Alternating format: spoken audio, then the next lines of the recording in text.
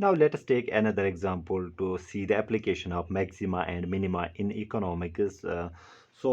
As we have told in earlier video, that step of optimization requires we first set first derivative equal to 0, then find second derivative. If second derivative comes out to be greater than 0, we have the minimum.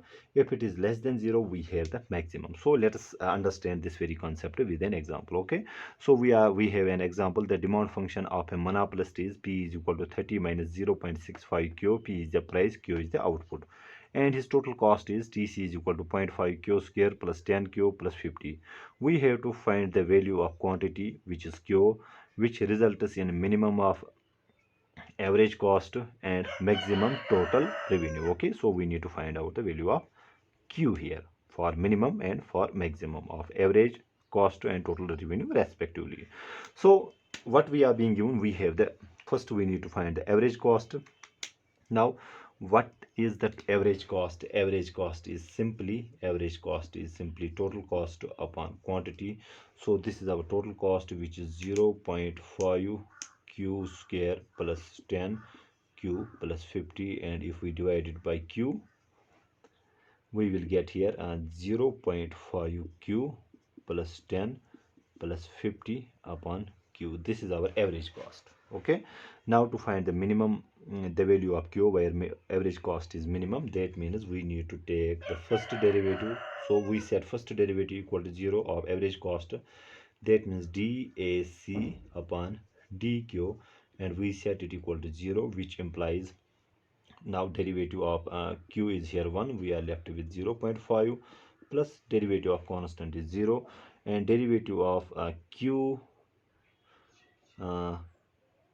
so if I write this Q here, Q to the power minus 1, so it is same stuff here. Okay, when we transpose denominator to numerator, the exponent sign gets changed. Okay, so I can write it like this, 50Q to the power minus 1. So this exponent sign becomes coefficient, so we have minus 1, 50 Q to the power minus 1 by power function rule. I have explained this stuff number of times. Okay, I don't need to explain it here again. Okay, so we have 0.5. Now this becomes minus 50 Q to the power minus 2 is equal to 0, which gives us 0.5 is equal to 50 Q to the power minus 2. Or if we solve it for Q, so we can get 0.5 is equal to 50. So transposing again this to denominator, it will become plus, the exponent sign will change, it will become positive. That means Q square into 0.5 is equal to 50, which gives us Q square is equal to 50 upon 0.5, which comes out to be 100. So Q is equal to, if I transpose, it will become under root here, so we have under root of, so this gives us 10. So we got two values, minus 10 and plus 10. So minus 10 does not make any economic sense here, so quantity should be positive. So we got Q is equal to 10. Okay, now to check whether it is minimum or not, we need to take the second derivative of average cost. This was the first derivative. Okay, this is the first derivative of average cost. Now second derivative is simply d square AC upon dq square, and let us see what our second derivative comes out to be. So derivative of constant is 0, so here we have minus 2 becomes coefficient, so we get here minus 2 into minus 50 Q to the power minus 2 minus 1 by power function rule. So this is 2 into 50 is 100, and it is plus 100 Q to the power minus 3, which comes out to be 100 upon Q cube. Okay, this comes out to be 100 upon Q cube here. This is actually our second derivative, and what is the value of Q which we got, which is 10. So let's plug this. So we need to take second derivative and check it at the critical point. Our critical point is what we got, the value of Q is equal to 10. Okay, so we need to evaluate the second derivative at the critical point. So we have 100 upon 10 square, so this is 100 upon 10 tens are 100 and 1000, so this comes out to be, so two zeros gets cancelled, 1 upon 10, this comes out to be 0 0.1, and we can see it is greater than 0. That means d square AC upon dq square is equal to 0 0.1, which is greater than 0, and we have said when second derivative is greater than 0 we have the minimum. Okay, we have, okay, so minimum of average cost occurs when quantity is equal to 10. Okay, so second derivative is used to ensure whether we are at minimum or not. Okay, and graphically what does this mean? It simply means if this is our average cost function, okay, this is our average cost function, first derivative gives us the slope of the average cost. Okay, so when we set slope equal to 0 we got this point. Okay, to ensure that we are actually at minimum we need to take second derivative. If second derivative comes out to be greater than 0, that means slope is increasing at this point. When slope is 0, then we say average cost is minimized. Okay, um, so that's it here. So second part is to find the maximum total revenue. Okay, so let us calculate that very thing also here. Actually I have made the videos on maximization, optimization number of times, so I will not explain all the stuff here. So I'm just giving a gist here, only a summary.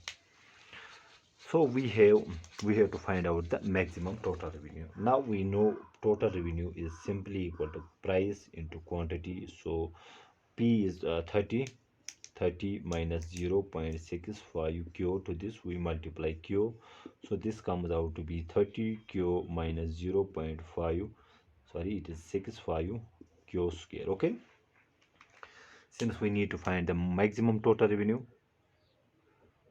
then first we find the derivative of total revenue. First derivative of total revenue, that is dtr upon dq, and we set it equal to 0. So taking derivative here, derivative of q is 1, so we are left with 30 minus this 2 becomes coefficient, so we have 2 into 0.65, which comes out to be 5 so this is 1.3 q, and exponent is subtracted by 1 by power function rule, and we set it equal to 0, which gives us which implies 1.3 q is equal to 30, which gives us the value of q is equal to 30 upon 1.3, which comes out to be 23 point something. So this is q is equal to 23.1.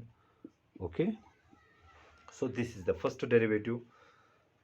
First derivative gives us zero slope of total revenue. Okay, now to check whether we are at maximum or not, we need to take second derivative. That means d square tr upon dq square. So this is our first derivative. Now to check second derivative, take the derivative of this derivative again. Okay, first derivative, which gives us second derivative. Derivative of constant is 0, so derivative of q is 1, so we are left with minus 1.3, which is less than 0. That means our total revenue is maximum, or we got the maximum value here. We got maximum. Why? Because if second derivative comes out to be less than 0, so we have actually maximum. And what does this mean? It is simply, if this is our total revenue, okay, tr can be like this, we can have also a function like this, and this point gives us zero slope, this point gives us zero slope. So first derivative gives us the zero slope. Let us say this is also tr, but to check whether we are at maximum or at minimum, we need to take second derivative and see its sign.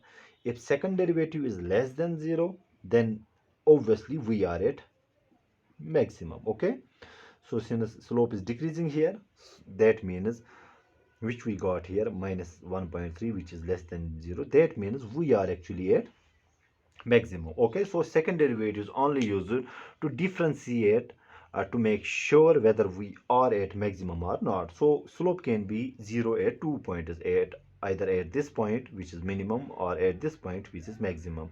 But to make sure we are at maximum, we need to see the second derivative, and same logic applies here. Okay, so average cost can be like this. I'm just giving a hypothetical area. If it is like this AC, so here we can see also the derivative, the slope is also equal to 0. Here the slope is also equal to 0.